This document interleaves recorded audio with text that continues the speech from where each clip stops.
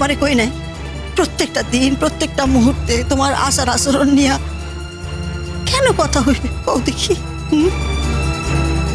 মুই তোমার এর আগেও কইছি, তুমি মোর কথা শুনতে চাও নাই, মানো নাই। এলা দেখছো তো মুই একা কইছি না, এলা সকলে মিলি তোমার আচার আচরণ নিয়ে কথা কইছে। দাদা থাকলে সহ্য করতে পারতেন? মুই তো এলা ভাবি দাদা মরে গিয়া বাঁচি গেছে। ভানু বাঁচি গেছে, মুই কইছি তো। এসব কি বলছো তুমি? আমি কি করেছি বলো তো? কি দোষ আমার? যা ঘটেছে আমি তো শুধু তাই বলেছি, এটা আমার দোষ। আমি তো এর থেকে বেশি কিচ্ছু বলিনি। খবরদার, খবরদার, আর একটা বাড়তি কথা কইবে না, বলে দিলাম। হ্যাঁ, যদি তোমাকে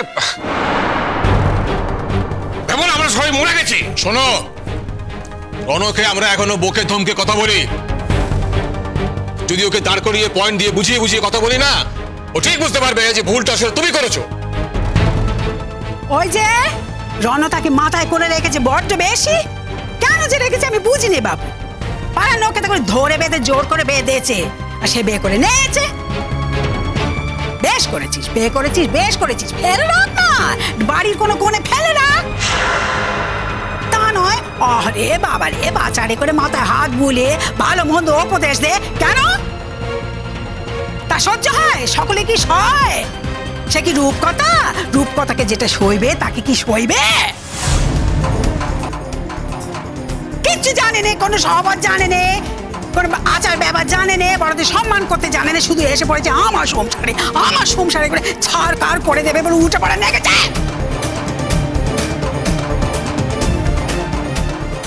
ইমন,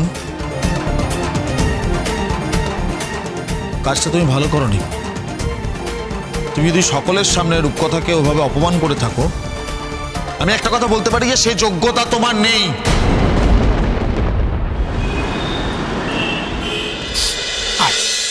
আয় মা, একটু বাপির কাছে বস। আয়, চল তো, চল বস। আমার কাছটাতে চুপ করে বস। দেখ মা, ঘরের মেয়ে তুই ঘরে ফিরে এসছিস, আর কি চাই? কত শান্তি বলতো। আমি আর তোর মা তোকে নিয়ে কত দুশ্চিন্তা করতাম জানিস। আচ্ছা দেখ, এই দেখ, তুই তো একটা কত ভালো চাকরি করতিস, চাকরিটা তো তুই ছাড়িসনি। তুই তো জাস্ট একটা নোটিশ দিয়েছিলি, তো সেটা তুই ফিরে এনে তুই আমার চাকরিতে জয়েন কর। সেখানে লোকজনের সঙ্গে মেলামেশা কর, কাজকর্ম কর। এইসবের মাঝখানে থাকলে তুই অনেক ভালো থাকবি। আচ্ছা ডল, তুই আমাকে একটা কথা বলতো, ওই বাড়িতে কি কেউ তোকে অপমান করেছে? না না না, তুই আমাকে পরিষ্কার করে বল। কেউ যদি তোকে অপমান করে থাকে তাকে কিন্তু আমি মোটেই ছেড়ে দেবো না। কারোর অধিকার নেই তোমাকে অপমান করার। কে কি বলেছে আমাকে বলতো? কে? ওই মেয়েটা, ওই যে রনর বউ। তুই আমাকে আগে বলেছিস যে ও ট্যাক ট্যাক করে কথা বলে। কি বলেছে রে? কি ঘটনা ঘটেছে আমাকে একটু বল। ও কি করলো, ও কি বললো সে নিয়ে আমার কোনো বাদরেশানি নেই। নেহাতি বাচ্চা একটা মেয়ে, অশিক্ষিতও বলা যেতে পারে। শিক্ষা মানে তো শুধু লেখাপড়া তা নয়, সহবোধ জ্ঞান মেয়েটার একদমই নেই। যাকে ওর কথা বাদ দাও। কিন্তু যারা বলেছিল তারা বদলাবে না, তারা কিন্তু হু হু করে বদলে গেল। তারা কেউ সত্যি কথা বলেনি মা, শুধু বদলে গেল তাই নয়, তাদের একেবারে আমূল পরিবর্তন ঘটলো। কিন্তু তারা কেউ কিচ্ছু হারায়নি, তাদের সব ঠিকঠাক আছে জানো। মাঝখান থেকে আমি নিঃস্ব হয়ে গেলাম। হঠাৎ দেখলাম আমি একেবারে ভিখিরি হয়ে গেছি, আমার কিচ্ছু নেই মা, কিচ্ছু নেই। এত অপমান, এত খারাপ লাগা, কাউকে বোঝাতে পারবো না আমি এগুলো, কিচ্ছু বোঝাতে পারবো না। কিচ্ছু বোঝাতে হবে না ডল, কিচ্ছু বোঝানোর নেই তো। কোনো কিছু বোঝানোর কিচ্ছু দরকার নেই। আমি তো তোকে বললাম, আমি জানি তোর একটু কষ্ট হবে আমি জানি, কিন্তু তুই চেষ্টা করলে নিশ্চয়ই পারবি।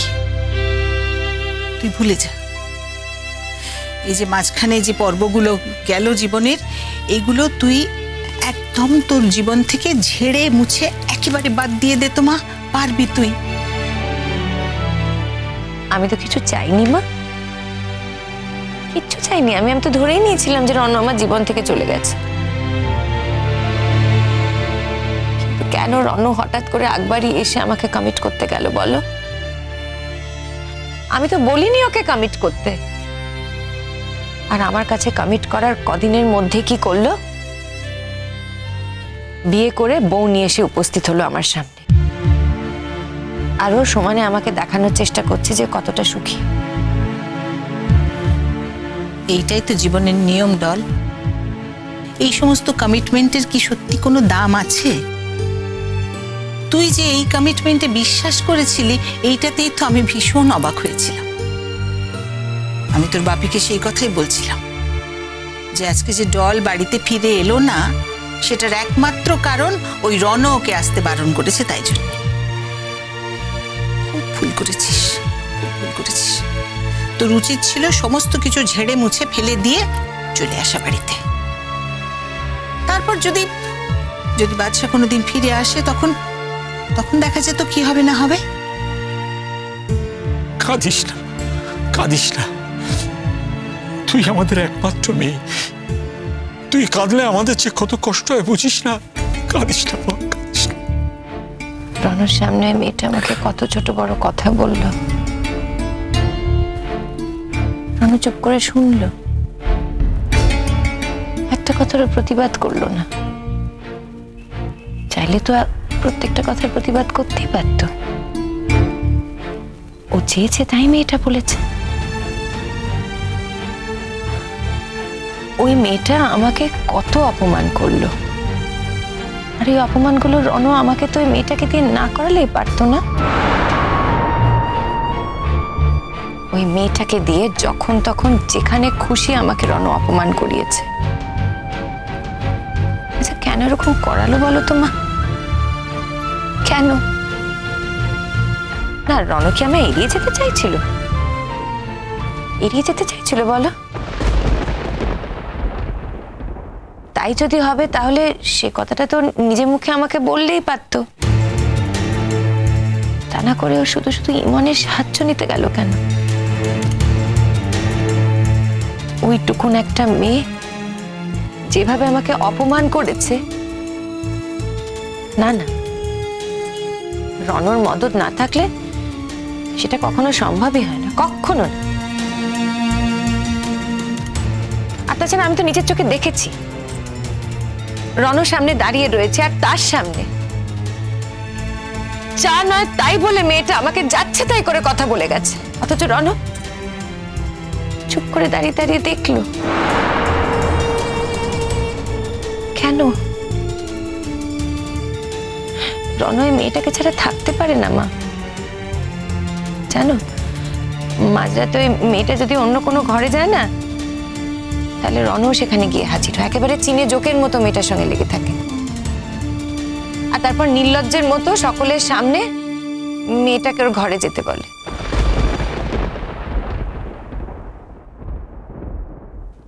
আচ্ছা, মানুষ এরকম বদলে যায়?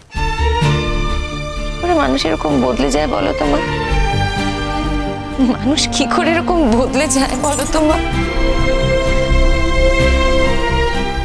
কেন বদলে যায়? কেন?